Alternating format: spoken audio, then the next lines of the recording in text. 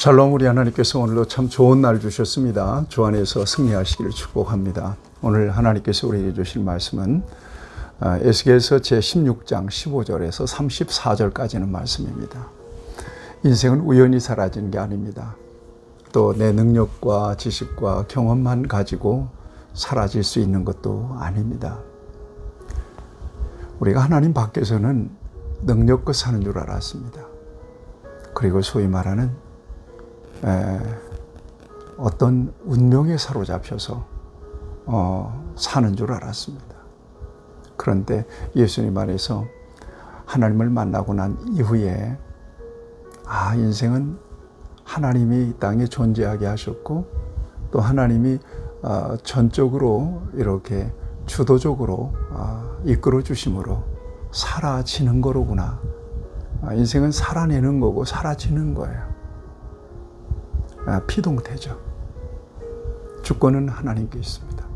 하나님이 존재하게 하시고 여기까지 인도하시고 또 하나님이 앞으로 미래도 영원까지 하나님이 이끄시고 인도하십니다. 근데 참 중요한 게 예수 그리스도 안에서 우리는 이 세상에 태어나서 일생을 사는 것으로 인생이 끝이라고 보질 않는 거예요. 예수님 안에서 영원히 있는 거죠.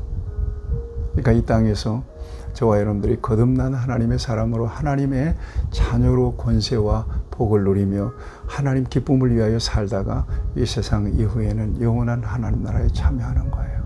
이게 저와 여러분들의 궁극적인 소망이고 믿음입니다. 선물이죠. 복 받은 거예요. 우리 실력이나 노력이 있었습니까? 우리 의지로 된 겁니까? 아니요. 하나님이 일방적으로 저와 여러분들을 지명하여 불러내신 거예요. 뭐가 있어요?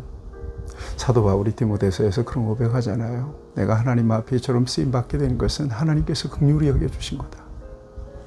그리고 하나님께서 일체 오래 참으심을 보여주셨다.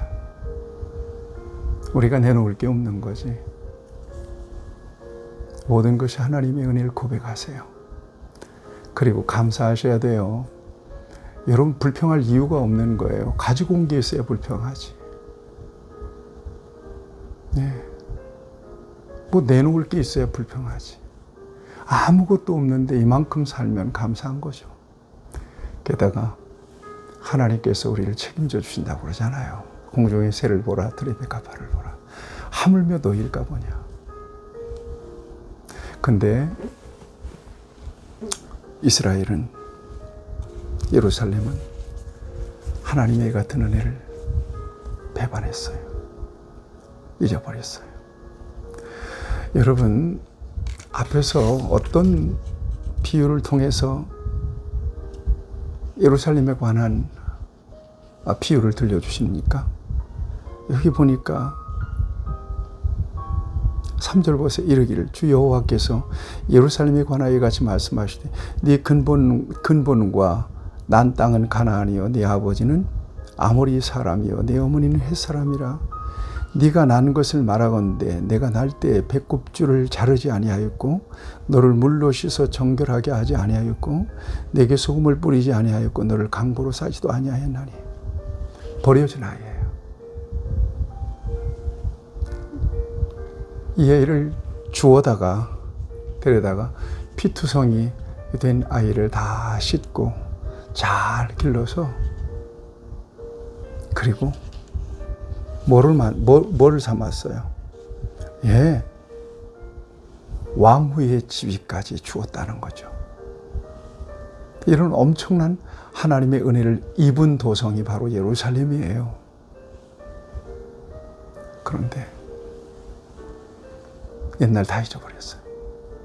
은혜 다 잊어버렸어요. 그리고 그 같은 하나님의 은혜를 망각하고 하나님을 잃어버리고 이제 막 음란하기 시작해요. 산당을 세우고요. 각색 산당을 세우고요. 막 음행하기 시작합니다. 17절을 보면 네가 또 내가 준 금, 은 장식으로 너를 위하여 남자 우상을 만들어 행음하며 우상을 만들고 행음하기 시작해요. 나아가서 자녀들을 제물로 불살라요.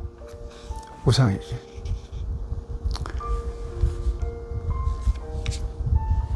은혜를 잃어버린 모습이죠.